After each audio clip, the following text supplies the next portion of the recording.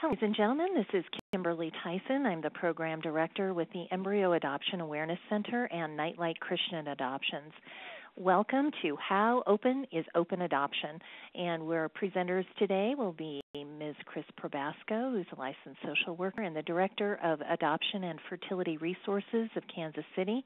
And our second presenter is Megan Fabian, the Development and Outreach Manager for Nightlight, Inc., and the former manager of the Nightlight Snowflakes Embryo Adoption Program.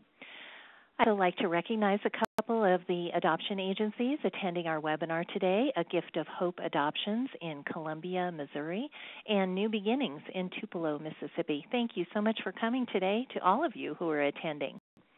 During our presentation, I have to forward to the slide with our presenters on it. There they are. So you can see who is going to be speaking with us today. We also have a couple of events coming up in the future that I wanted to make everyone aware of, and so they can get yourselves registered online, embryoadoption.org. In March, we're going to have a webinar that is specifically geared toward helping you educate your clients about embryo donation and adoption. And the method behind my madness there is to help people understand what does donation mean to them as donors, and for those who are seeking adoption alternatives, to know that embryo adoption is a viable choice that is available to them, so that you represent yourself as the knowledgeable expert about all of the adoption opportunities available to your clients. So that is going to be in March. And in April, we have some families that are going to be joining us that have experienced either embryo donation or adoption, and they're going to be sharing with us some of the part of their journey through embryo donation and adoption.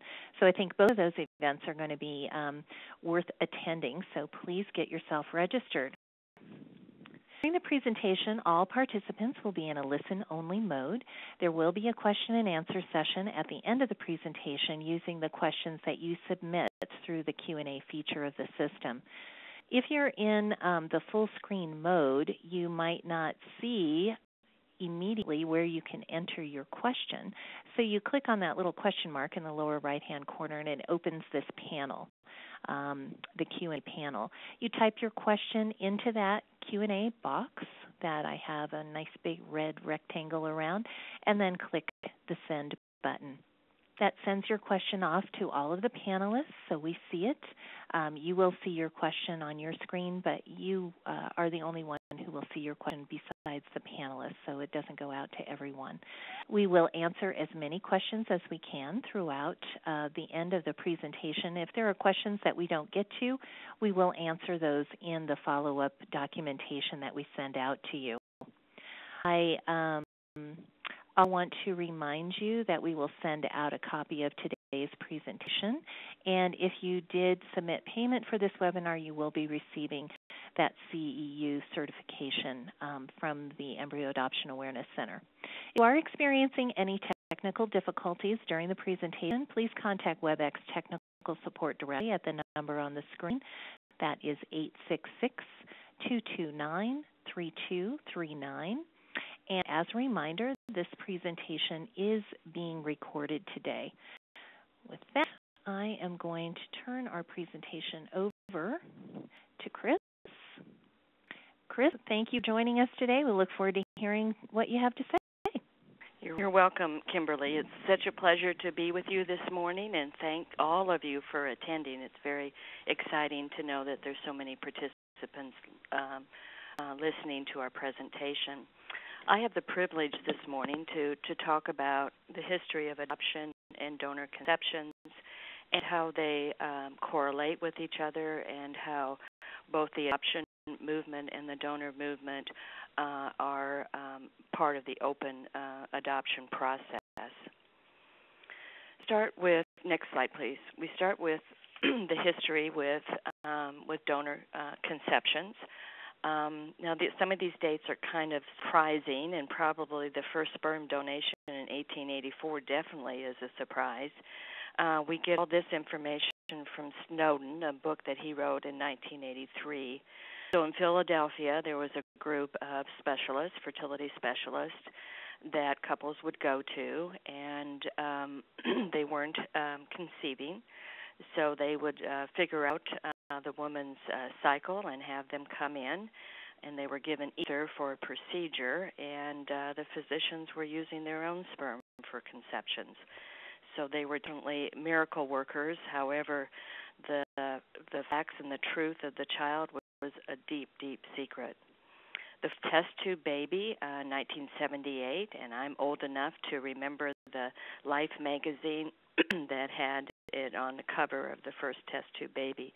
Mary Louise Brown is now a mother herself, and so this definitely has revolutionized fertility treatment.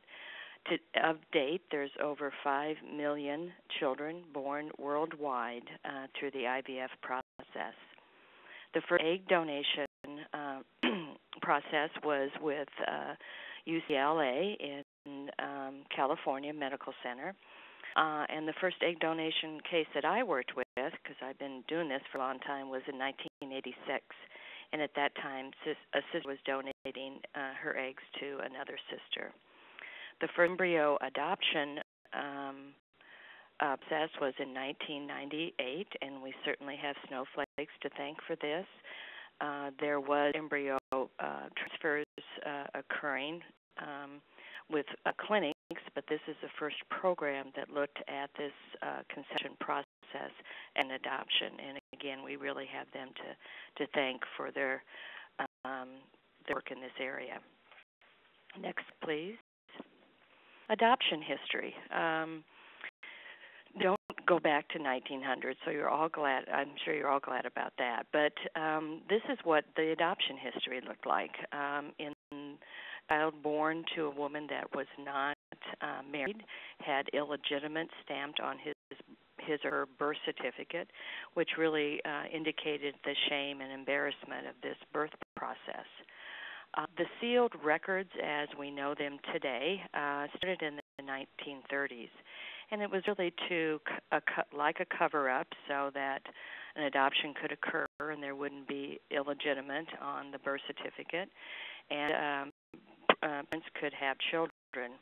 A great number of the parents would pretend as if they were pregnant themselves. They would wear, the woman would wear a pillow, and she would then go to Aunt Sue's and have, and then come home with the child. So it's like she gave birth at Aunt Sue's. It was also the time from the 30s to the 60s where the maternity homes were very popular. In Kansas City, there was over 13 maternity homes. So pregnant women would come to Kansas City, for instance, and stay in a maternity home, place her child, and in some incidents basically forced to place her child, and then told to go on and forget it. That really what hasn't been the case, and we'll talk more about that. Also the orphan trains. This is very interesting that in the 20s and 30s, children that were on the streets were actually put on trains and then sent to the Midwest.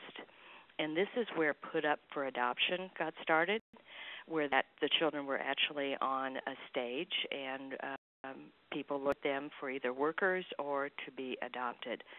So history really shows that we discarded the need for children to know their history, their medical history, and basically their identity, the same way that we've done with donor conceptions.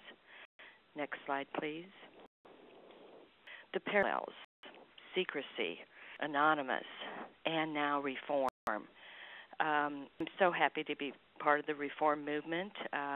With adoption, I started that by being educated regarding the needs of the adopted person, the birth parents, and the adoptive parents to have connection. And that started for me in the mid-'80s. So the secrecy and anonymous practice has been with both adoption and donor history, and we know that secrets never work, and being in an anonymous situation, how in the world can a child develop their identity? I talked to many adoptees, late discovery adoptees, and donor offsprings regarding their journey to find themselves. One of the donor Offsprings gave a quote that I thought was so wonderful. The one thing about being lied to is knowing you weren't worth the truth, which is really, I think, in both the adoption and donor history. Next slide. All right, the adoption reform movement. I think with the 70s and the 60s, there were lots of reform going on, and also reform going on in the adoption reform movement. Annette Barron, one of my mentors, wrote the book, one of the first books to talk about people coming together and meeting each other and what was really wrong with that. And we discovered that children have a life beyond infancy and childhood. I always say, the nerve of these little babies is they grow up and have a mind of their own. They didn't have enough answers for their questions about their adoption. Lots of anger, looking for answers, the search. There's over 140 search and reunion groups in the United States for the main purpose of people trying to find each other. What goes on today, because of openness, is people don't have to search. They have the information there as they need it. So we are seeing a lot less anger adoptees and birth parents because they know each other and they can help each other during the child's growing years and into adulthood. We've also had lots and lots of media coverage, which, some hasn't been as productive as others, but to make the whole society aware that openness is a good practice.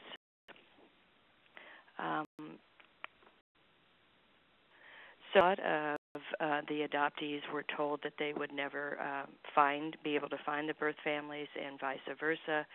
But now with the internet and Facebook, everybody is finding each other. So the practice of most adoption agencies and practitioners is let's start with openness to begin with so everybody can know what they need to know, and for the adults in the family to be in charge of that information.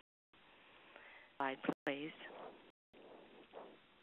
The triad. So we have another triad. Include the donor, the child, and the parents.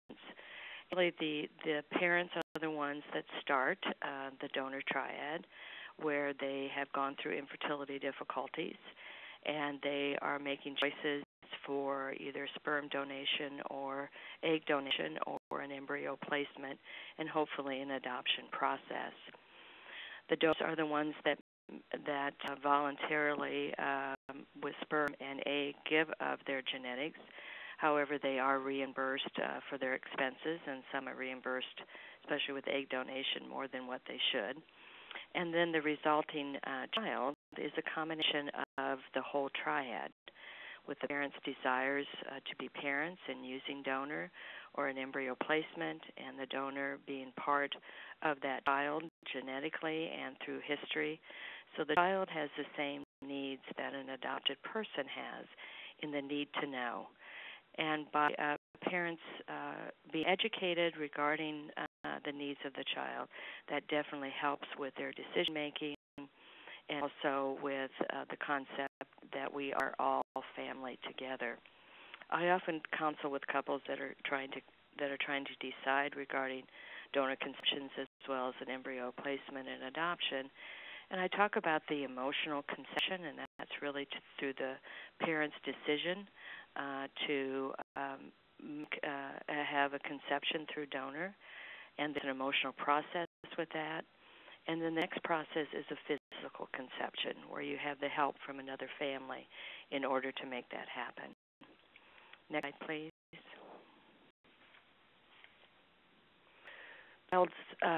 The child's advocate. There's no better advocate for the child than the parents. So the parents definitely have to be educated in terms of the child's needs. From the donor perspective, there are facilities for sperm donation as well as for egg donation that are willing to be identified, and programs like Snowflakes has the adoption model, which is very good for the child's well-being. and the history of the child will always be maintained by the agency. In comparisons to where there's donor conceptions without the advantage of an adoption process, records are only kept in fertility practices for 7 years, and with adoption agencies like myself, we have to keep our records forever and have a plan for our license who will take care of our records when we're no longer available. The Sibling Registry has been an outstanding organization. Started in 2000 with Wendy Kramer and her son Ryan, trying to find other people like himself, and they now have over 35,000 registries of families that are wanting to connect with half-siblings as well as with donors. So very similar to the adoption movement in search and reunion, that they want to connect to their kin. They want to know their identity and their history. As I said, there are facilities that are open, and then we have embryo placements with open families. That's mainly my practice, and Snowflake has a good practice, too, in terms of educating about openness. The adoptee parents then, once they're through the education process and they see themselves as the child's champion, basically, of creating a child's history and being open about the child in terms of all their connections. So we have, again, identified donor families that in some incidents the placed in by a donor process can have their information at age 18. The firm bank to do open identified donor placement or sperm donor was Sperm Bank of California. They did this about 25 years ago, so they've had lots and lots of 18-year-olds come forth. And what the 18-year-olds are saying, I want a picture of the donor, an adult picture. I want to know what kind of person they are, what's their morals and values and likes. And then I want to know how many half-siblings I have, which can be extreme in some situations because of the lack of regulation. And the education is according to the child's best interest. So we have infertility folks that are basically wounded, and they're coming to a decision that's their next choice in bringing a child to them. They're struggling with their infertility. They're basically self-centered and want to help themselves in having a child. When they go to an alternative and through the educational process, they then can focus on the best interest for the child. Next slide, please. So it's open. I've been doing open adoption since 1983, and it's been definitely a growing process for a lot of practices, adoption practices, and also a growing process for society and for parents in the adoption triad as well as the donor triad. Next slide, please. So we have a lot of common misconceptions. We have that both with donor conceptions as well as adoption placement.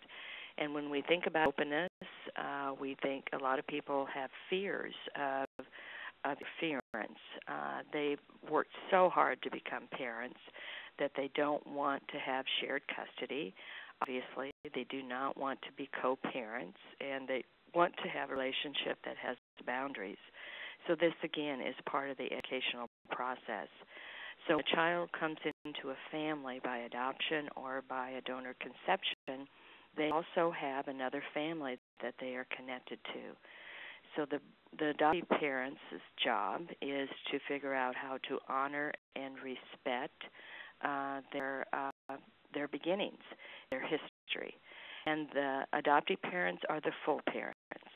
We then have relatives of the child that are an important connection to them, but they are not the child's parents. Chris, we've had also a request that you speak up a little bit, please. Speak up a little bit. Okay. If you could listen to children, they would not say I'm soft-spoken, so let me try again. Okay. So the relationship that we have both in the adoption model and can be in the donor model is really similar to relationships that the families already have.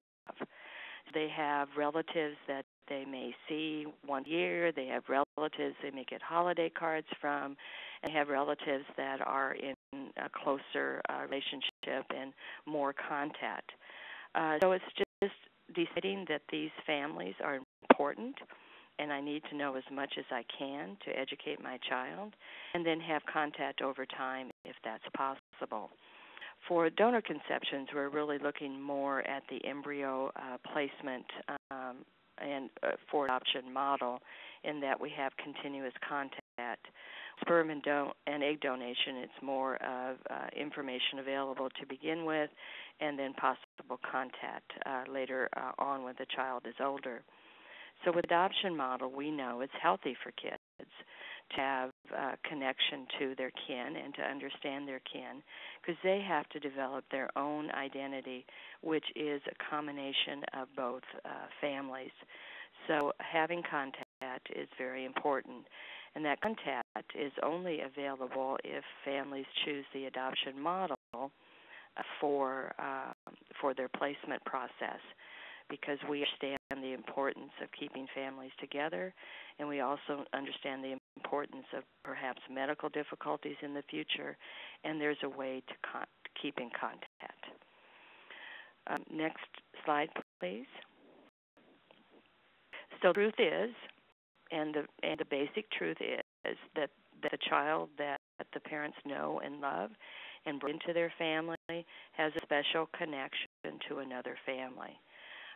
This is something from the past that the parents made a decision that ties the whole families together.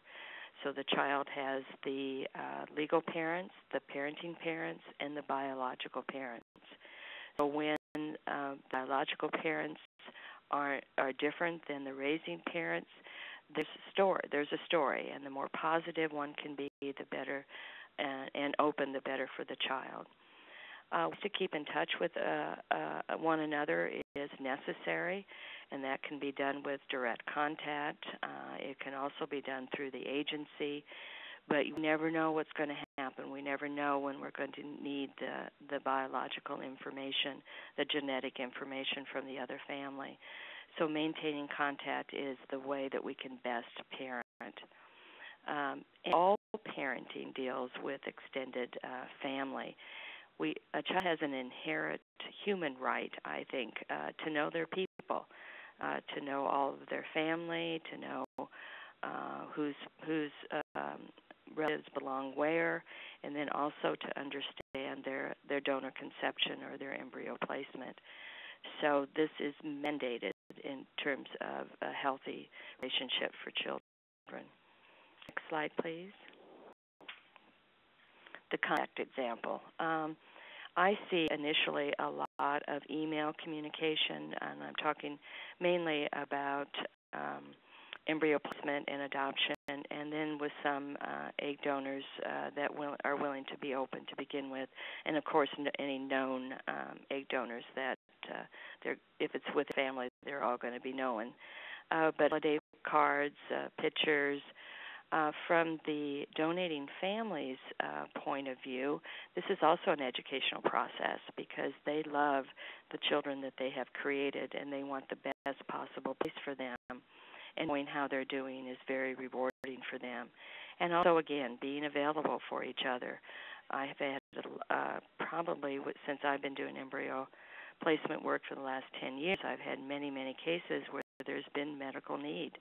And it's so nice to be able to have that availability for the best of the child.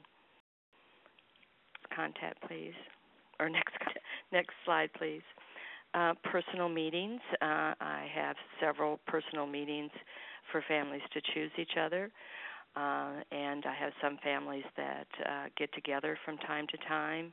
I think the child witnessing the adults being friendly with each other, their understanding of their placement activities and their family activities becomes just very normal. It's natural. The family that helped me get here is also part of my family, and my parents honor and respect them. So that's the example I think the child can also understand.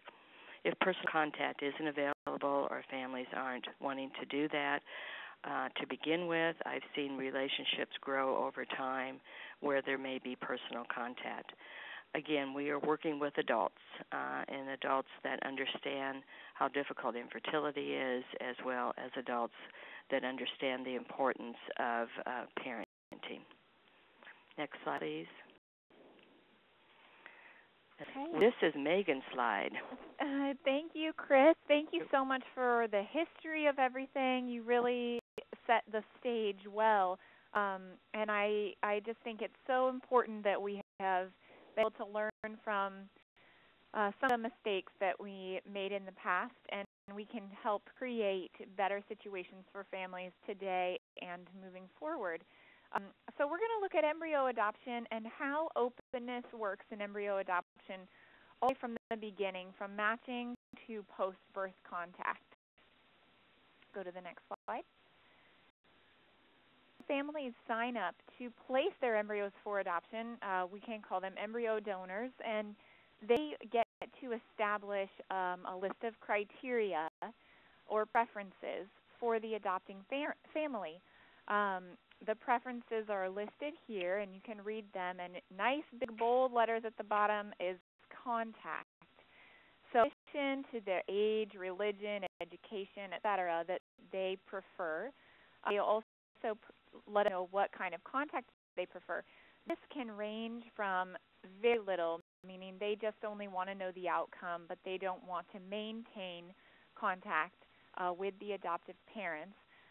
But they like to have the agency there for future needs, such as a medical need, as we've heard Chris mention, that medical needs do come up. So the parents can say they just want minimal contact, just medical needs, or they can say, we really want to exchange our email addresses because we'd like to keep in touch occasionally, or we just like to have letters and pictures exchanged once a year, maybe around the holidays. And somewhere in that spectrum, all the way to visits every once in a while, everybody falls. Most people are in the middle with an email or an annual update, and then fewer people are at the opposite ends of the spectrum with the personal visits and very minimal or no contact, medical necessity only. We also go to the adoptive parents, which is our next slide, and the recipient or adoptive parents also get to put in their preferences when they come to adopt embryos. They can say they prefer a specific ethnicity, whether or not the embryo donor used an egg or sperm donor, how many embryos they have, etc. And they also determine what level of contact they want to have. I will tell you that it is all too common that people enter the process thinking they want very little contact because, as Chris said, they have some misconceptions about maybe co-parenting or shared parenting, and they have tried so long and waited so long to become parents. They want to experience that blessing of parenthood by themselves, which is certainly natural and understandable. But they do have a connection with another special family, the family who donated the embryos to them.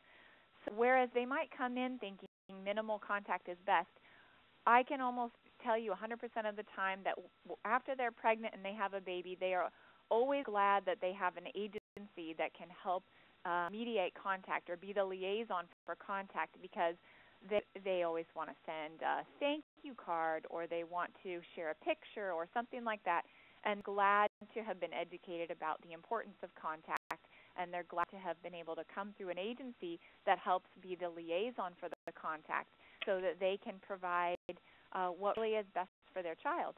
So the parents can just leave the door open for future contact for the kids, which is something they often choose to do.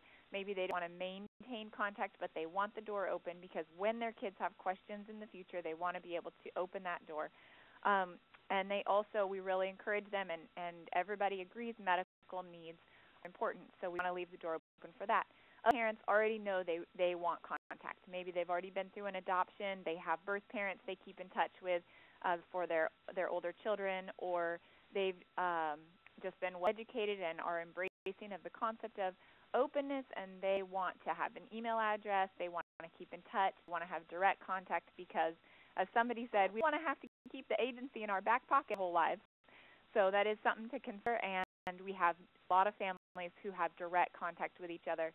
The cutest story that I remember is that a family had a son who was about 7, and all his life, he was adopted as an embryo, and all his life, the parents of both the genetic parents and the adoptive parents kept in touch via an annual email update. And I was always forwarding the email updates back and forth. And then when he was 7, their son actually wrote his own email, and it was short and sweet, but it said, "Thank you for choosing my parents for me. I love them very much, and thank you for placing me for adoption." So he was able to express his gratitude and his understanding to the genetic family, and I can only imagine that that meant so much to their hearts. Let's go to the next slide. We have making it legal. Parents do worry about this, and it's important to know that the communication agreement between the families is built into the legal contract. We ask families to define specifically, do they want to exchange emails? Do they want to have an annual update? Do they want to have visits? And this can be loosely defined, as in, yes, we want to exchange email addresses, but we don't put a specific exchange rate, such as once each year or whatnot. Or, yes, we would like to be open to visits when the children request them when they're older.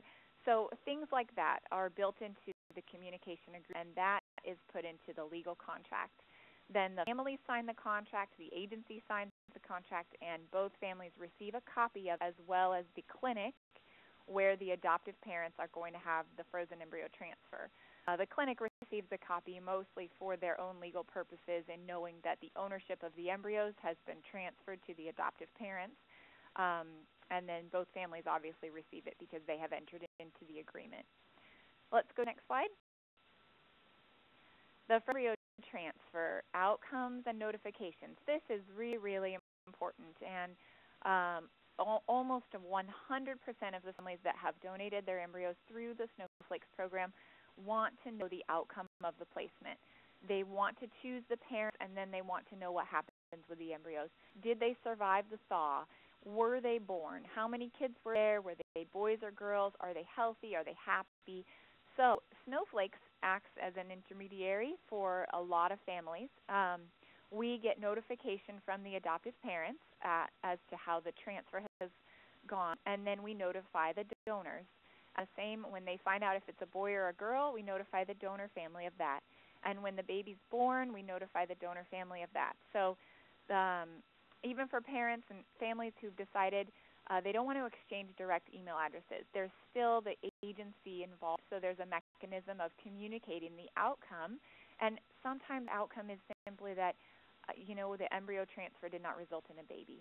And the donors have peace in their heart knowing that there is closure to their own situation with their embryos, and the agency was able to provide that for them. So it's a very, very important part of the donor's journey in the beginning. And I think that Snowflakes has made contact or received applications from so many donors over the years because we allow for them to know the outcome of their embryo transfer. It's really important to them. Let's see the next slide. After the transfer occurs and there is a pregnancy and a birth, then we have post-birth contact. The agency can act, like I said, as an intermediary. We mail letters back and forth to families. We forward emails, and we relay phone messages. All these things are important to different families. I joke because at Christmas time we have so many letters and packages coming through, it kind of feels like Santa's workshop in here with people exchanging updates and photos and presents. And then we have other families who've decided that they would like to have direct contact. So they have each other's email addresses, sometimes mailing addresses. A lot of people who want this will be friends on Facebook because it allows for that mechanism of communication. I have never heard anybody say, "Oh, we wish we didn't have so much contact." I have heard people say, "I wish we could have more contact," and that is from both sides. Mainly, actually, the adopting families, because maybe they went into it thinking they didn't want too much contact, but now that their kids are here and they're doing well, they wish they could contact those genetic families more often, so that they could share just the happiness they're enjoying with their children and really thank them for what the donor family did for them. So the post-birth contact, it fluctuates over years, and both families really appreciate the agency being there to kind of be a cushion sometimes, meaning that if they're not comfortable directly contacting each other, the agency can be the one to mail the letters or the one to forward the email, and people seem to like that. So it makes us very busy over here, but we're very glad to do it because we see how important it is to both families, and that we know, even though the kids are often so young right now, these kids are really going to appreciate that their parents chose to keep in touch with each other over the years, so they have that foundation. To the next slide. So we get here. It's important for donors and adopters to understand each other's histories, so we're going to take a little bit closer look at that. Let's go to the next slide.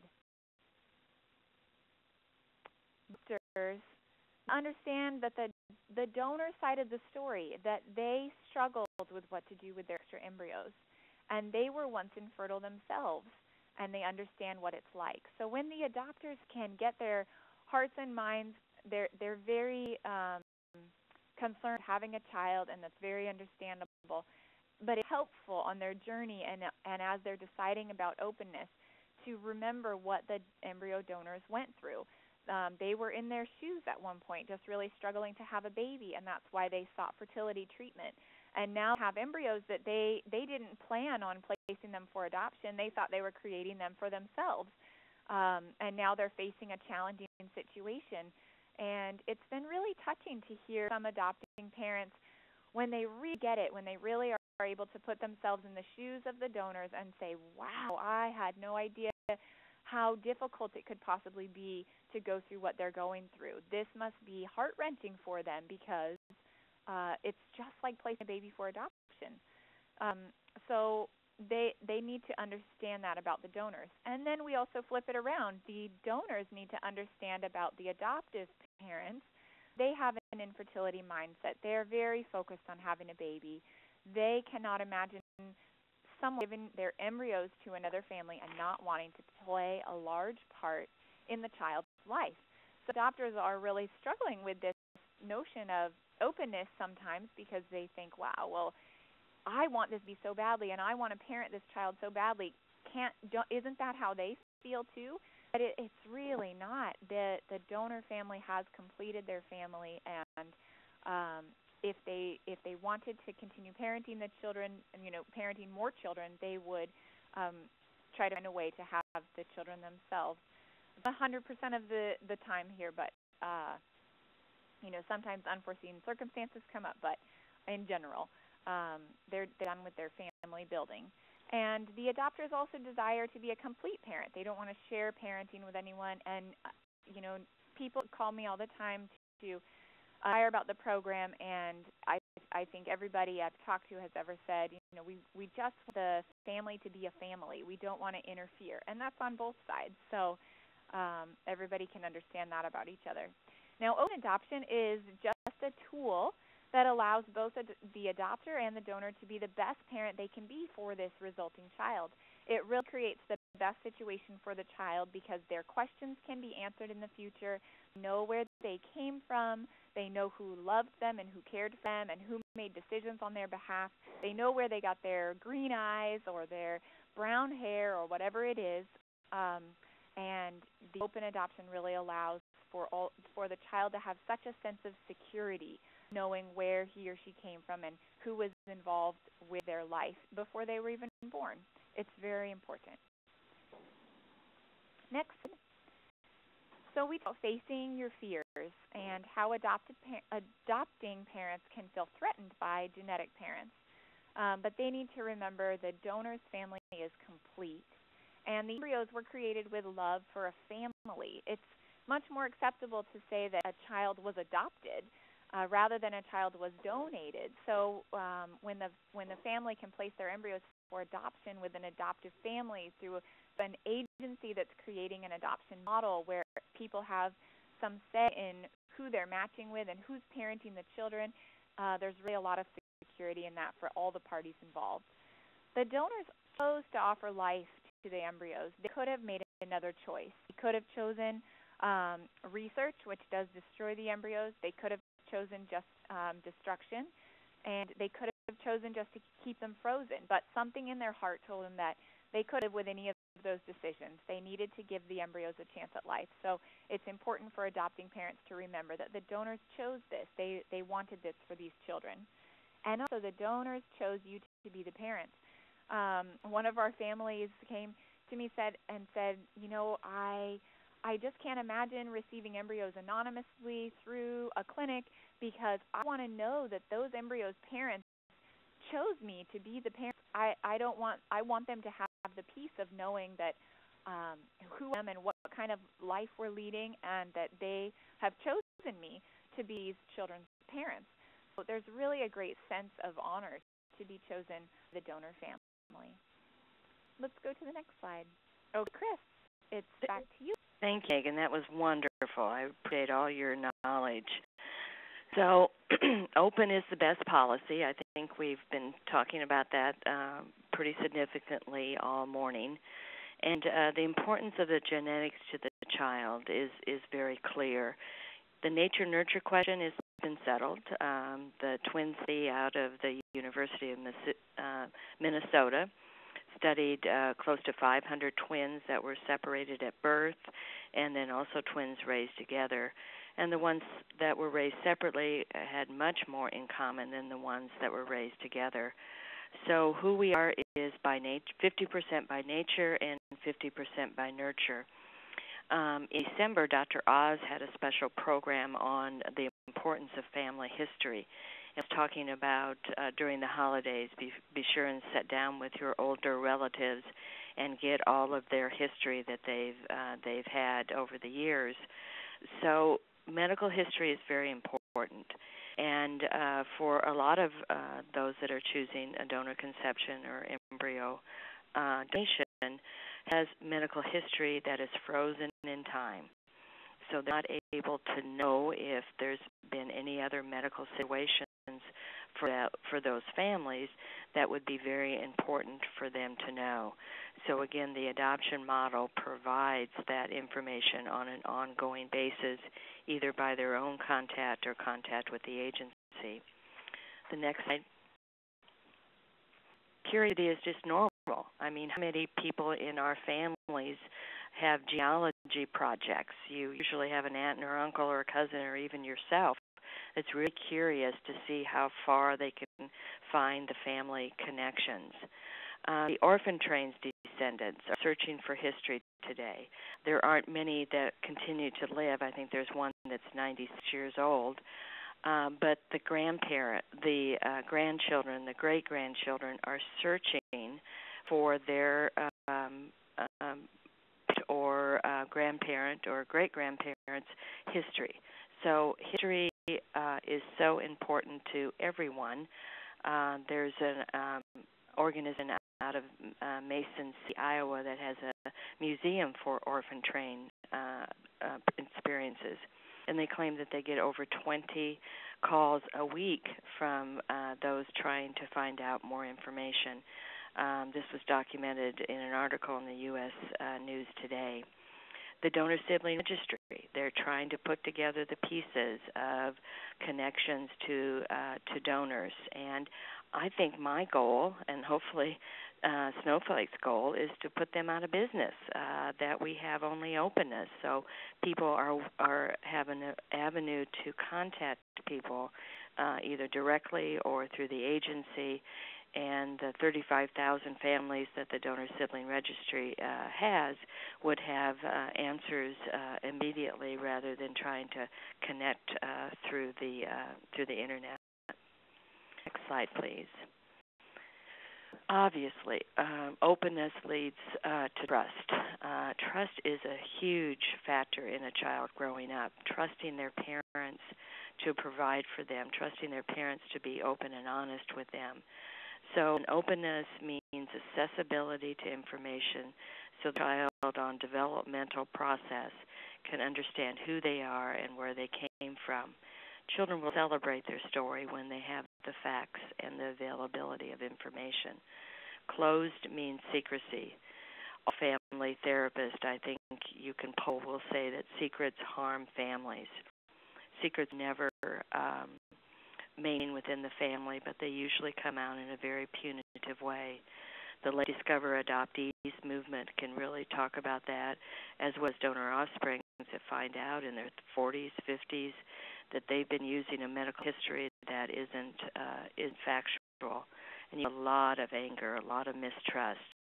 And so raising a child in an open atmosphere is going to lead to a much more emotionally healthy child. We don't want the children to be ashamed of their story. We want the children to celebrate their story and to understand their parents did what they thought was best in order to bring them into their family. Yes, this is the bare facts. There are two separate families that have created this child, and each of them have their own roles and responsibilities to that child. We have a biological connection, a legal connection, and a day-to-day connection, and all of those belong to a healthy child. So accepting and recognizing that whatever choice you make with a conception or an embryo adoption, that there will always be two families connected to this child and connected through love and concern of the well-being for the child. Okay, so yes, openness does mean success in raising children. Raising children in the dark is very damaging to a child's sense of self. Having more answers to questions is also very important. It also complements the child and the parents that we are in this together, and we're going to work hard for your identity to be formed and for you to be very respectful of the family that helped create you, and also understand both family, how they function. Thank you so much for that. That was a fabulous overview, both Megan and Chris. Thank you so much for today. Now is the opportunity for people to start submitting questions. If you have some questions, we already have had a few submitted. We will be answering as many of those as we possibly can during the remaining, I think we have about 10 minutes left in the session. Remember that if we don't get to the answer to your question today, we will be answering the question in a follow-up document that we'll be sending out along with the copy of the presentation. So don't despair if your question is not answered. I would like to remind you that the Awareness Center now offers all of our webinars on an audited basis at no charge if you prefer to attend that way. If you're interested in receiving a certificate that you then can in turn submit to your CEU accrediting body, there is a nominal charge of $25 per person or a screaming deal of $50 per business entity. So if you are interested in getting some certification to turn into your accrediting agency of choice, that's certainly available to you. And the future events that I discussed earlier, I'm just going to leave those up so folks can be reminded about what is coming. And with that, I'm going to turn over here to our Q&A session and see what are some of the questions that we have here. How is the core issue of a child's question of why didn't my biological parents keep me? How do you deal with that? Chris? Oh, very good. Thank you. You know, that's a core issue for a child no matter how they come into a family by adoption, a donor conception, that their bio parents either chose to give up their genetics or the biological parents chose to give their remaining embryos that they're not able to parent. Yes, this is a loss for the child, and we need to be concerned about that. But again, with more information and knowledge, the children just kind of figure it out. It becomes their normal, and through the developmental process of understanding who they are and how they came to the family, it just makes sense. And of course, they're going to be talking about it and trying to figure themselves out. And there is a loss. We can't avoid that loss when children are not raised by their genetic family. So we deal with it like we do all adoptions. All right, thank you, Chris. Are you familiar with any research that correlates the level of open adoption contact to the child's psychological development? I think that'd be a Chris question as well. Okay. Yes, there's been lots of research on open adoption, tons and tons, lots and lots of books, lots of experience.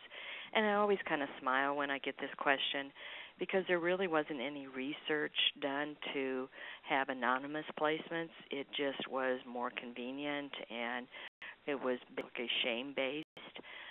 So we didn't have that going into that it's appropriate for kids to be raised in an anonymous situation. But since open adoption has been in place, there's tons and tons of books and research, and I would just suggest go into Google. One of the books, The Open Adoption Experience, again from one of my mentors, Sharon Kaplan-Roja, really documents the experience. And any seasoned adoption social worker would also have lots and lots of stories of how this all works. My own personal example is I used to direct an adoption agency, and I was the one that decided which baby went where. I still get contacts from private investigators trying to find their biological family or vice versa.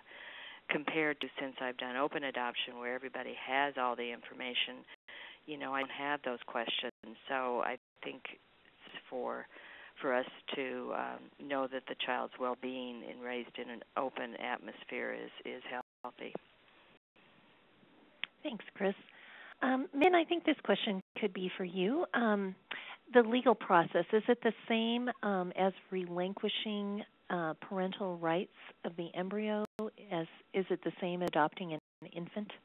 It's different. When you relinquish your embryos, you're actually releasing ownership of them, and the adoptive parents are assuming ownership of the embryos. Legally, it is a transfer of property between two parties. So it's different than in a domestic adoption where the birth mother actually signs relinquishment documents and there's a birth father involved, etc., and there's a court proceeding. That does not occur in an embryo adoption. Although, as Chris might be able to speak better to, they do have some families who, after they sign the legal contract to release ownership of the embryos and the adoptive parents assume ownership of the embryos, once a baby is born from that embryo adoption, you can go to court and have the adoption finalized if you choose to do so. There are families with Chris's practice that do that regularly. Did you want to talk more about that, Chris? Yeah, in using the complete adoption model, and since there's only one state that has adoption law regarding embryo placement and adoption, we just convert that into all of our embryo placements, where once a baby's born, then we go through all the domestic adoption process with determination of the parental rights, and then also supervision of the adoption, and then the final adoption process. Right. So I think it's important to note that the legal required is a contract between the two parties, and to give more security to the families and a more complete adoption model, parents can choose to go through the court proceeding after the baby's born.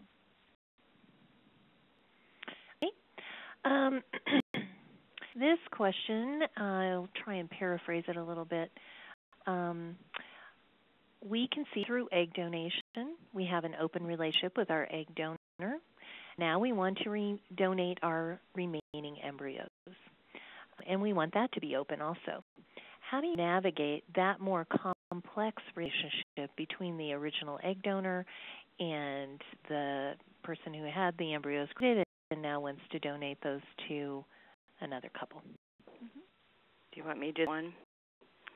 Yeah, you take that one, Chris. Okay. Megan, right. I'm sure will chime in. Yeah. Well, it's a family. So the raising parents and egg don't have created a family, and the family then chooses the next family that will be receiving the embryos, and then models the contact with the egg donor as from the original family. So they all work together in the selection process and can be very smoothly. I've done that several times here, where a family has used all the embryos that they need, and they have remaining embryos, and so they choose a local family, and then we all work together as families that love the same children. They have one of the families has a routine of they get together every Halloween, and they get together in the spring to go to the zoo. So all the families involved in loving the kids and the siblings have that routine. Mm-hmm. Yep, I would say it's very doable. We have worked with several situations like that too, and really the intended parents who contracted with the egg donor have the legal ownership of the embryos, but the egg donor can be involved with the selection of the family and also the contact ongoing. So it's not difficult. Okay, one last question this morning. Is the legal contact openness piece of the contract legally enforceable, or is it more of an honor system set out on paper? That's a great question. As we've seen in the United States, anybody can sue anyone for anything. I think it hasn't gone to court, thank goodness, but families, I think, more see it as an honor system. Surely somebody could take somebody to court over it, and whether or not the judge would rule it legally enforceable, we can't say based on experience, because thankfully we haven't had that experience. But I think the families going into it really do see it as something that they are counting on each other to maintain, and also something that they want to respect the flexibility of in the future as the kids' needs grow and change. So we try to help everybody keep that in mind as well. And I think this is, again, similar to domestic adoptions and an open adoption with them. It's more of a moral promise to each other, right, that they'll maintain contact. I think there's a few states that look at having an agreement, and it's part of the legal documents, but I'm not aware if there's been any disputes and therefore any court activity to try and enforce that agreement. It might be important to note here that Snowflake operates on the practice of primarily honoring the genetic or donor parents' wishes for contact first, meaning that we look at their preferences and try to find an adoptive family that's comfortable with what the donor family prefers. They're really the ones that are merely placing the embryos for adoption, and they have come to find a suitable adopting family for their preborn children. So we honor their preferences first and find a family that meets them with that type of preference. So I think that's a good thing to remember as an agency if you're dealing with families like this. We don't try to make the donors conform to what the adopters want. We don't make anybody conform to what anybody wants, but we put the donor's needs first. Again, right, similar to a domestic adoption where we discover the birth parents' wishes and then try to get that met first. Exactly. Yep. Yep. Perfect.